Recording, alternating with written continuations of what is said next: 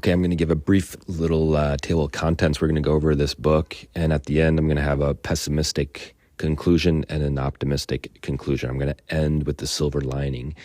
And sometimes I wonder, like on these podcasts, I go through the book and then I summarize chapters, and it seems a little like boring. And so sometimes it's like you should just chat and go like a stream of consciousness. So those are like the two elements I go back and forth with, like just, okay, let's just get through the facts and the details. And like, how much I think honestly, we're just lonely and we just want to hear someone talk. And it's like, it doesn't matter. Like I was listening to Bill Maher and the comedian, and they were just literally talking shit to each other. And I was like, this is strangely entertaining. And it wasn't, you weren't like sure, were they comfortable afterwards, like just hating on each other? But just random conversations is kind of like what we're running. Like we can literally just fact check and AI Google shit. Like if we need to know something or do something, like, hey Siri, sign me up for yoga class for Mondays, Wednesdays, and Fridays, and then deliver my Happy Meal on Sunday, and then cook me breakfast, put me to sleep with my little Aura ring and my little robot.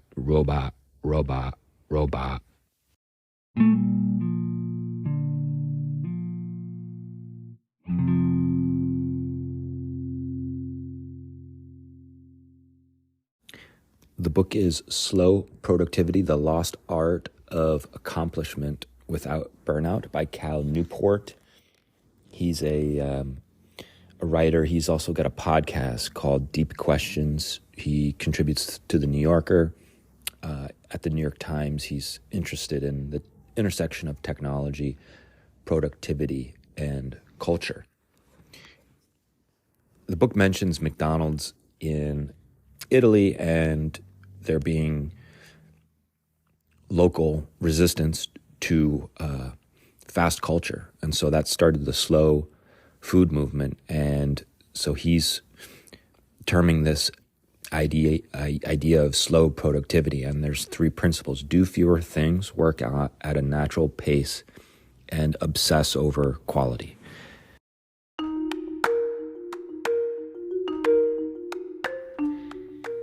It comes down to quality over quantity and limiting your mission, limiting your projects, and being reasonably unavailable. And so this theoretical physicist, Richard Feynman, is interviewed in 1981, and he says to do good physics, you need absolute solid lengths of time. It needs a lot of concentration.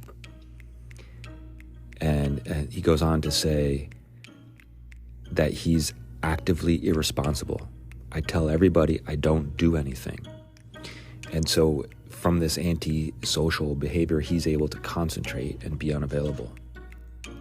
And he ends up figuring out what happened on the Challenger disaster. And he's famous for stating that the rubber O-ring seals lost their elasticity when cooled below a certain temperature. So he concentrated on one thing and did it well.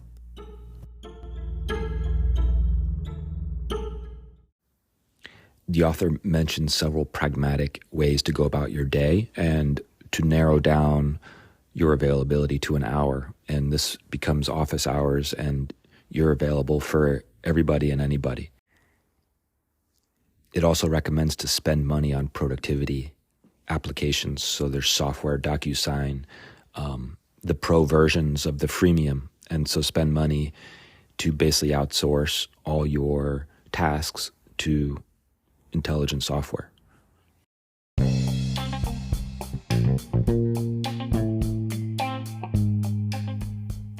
An example of pull, don't push comes up with the Broad Institute. They're processing genome sequencing and realizing that they're overwhelmed and they're inefficient. So they resort to pulling rather than pushing.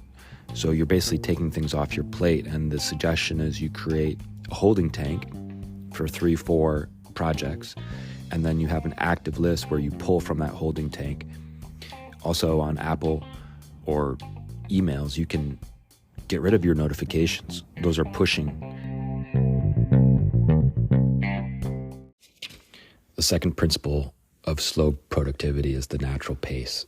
We're going back to Copernicus. He was 23 when he was reading Ptolemy in 1496. Galileo famously used his pulse to time swinging chandeliers in the Cathedral of Pisa. 1585. Isaac Newton began thinking seriously about gravity in 1655. It took him till 1670 before he felt he really had a handle on the inverse square law.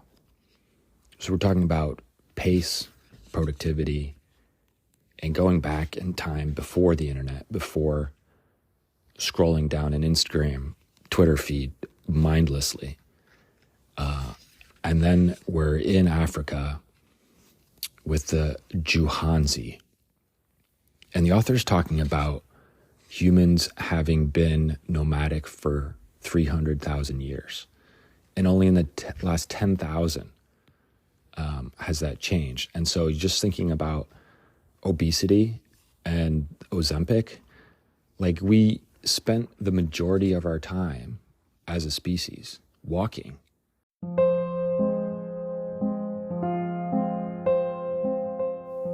So this is the Neolithic Revolution, 12,000 years ago, agriculture. And this is when we start to engage in continuous monotony of unvarying work all day long, day after day.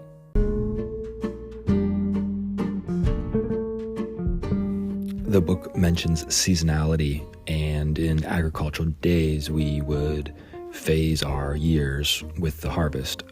It mentions Georgia O'Keeffe being in the Lake George countryside and having time to reflect.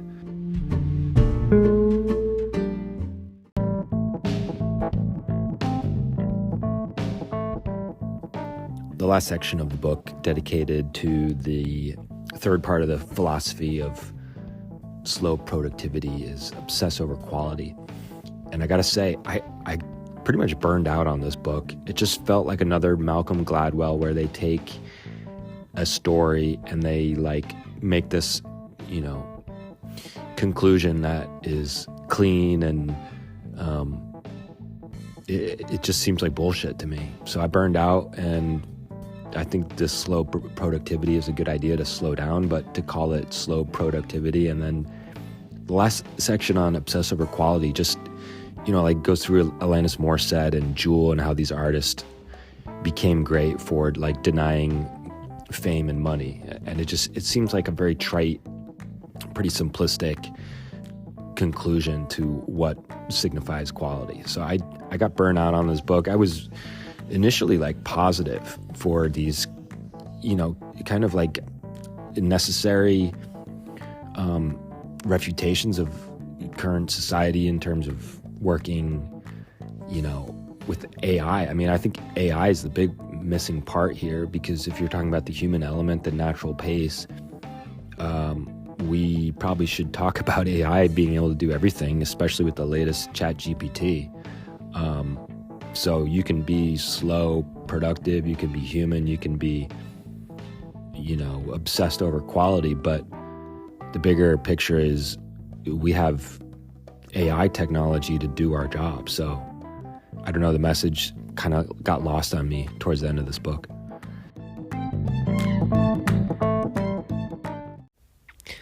I was thinking more about the pessimism on this book, and here's my optimism and why I actually thought the book was good overall. It really brings up this dichotomy of technology versus human. What is it to be human? And so things that come up are the pace, and so you can't do monotonous things. Like the opposite of a human is a GPU that can multitask and that can do monotonous things, 24/7. So a human is terribly inefficient. A human is an artist like Georgia O'Keeffe. A human is an artist like Jewel. So these things that come up really in this book are big themes, like the human versus the robot. And the more I see like the old days when people used to walk and were nomadic, when people took 15 years to contemplate gravity, or when people tinkered with kites and electricity. Like these inventions, electricity is still here with us, but invented, 100 years ago.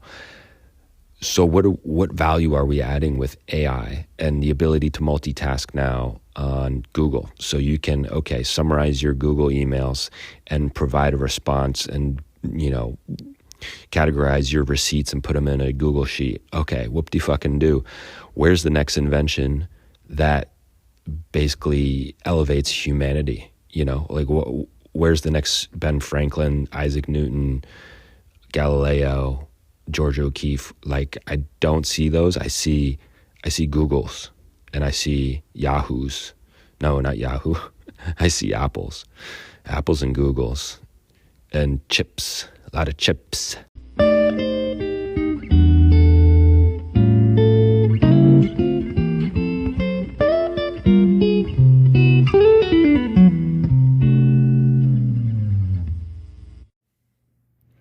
The other thing I appreciate about this book was nuance and calling out these anti-capitalists and the Luddites, because you can quickly draw to like a conclusion that like we should just go back to the old times when we were starving, and yeah, we were nomadic, and yeah, we had time to contemplate, but we were also starving.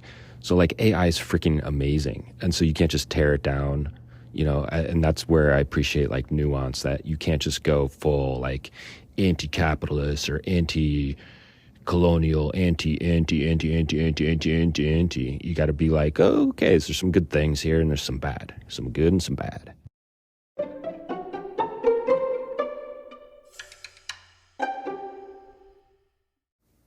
So I wanted to completely exploit the postscript, the PS, and just go on a tangent.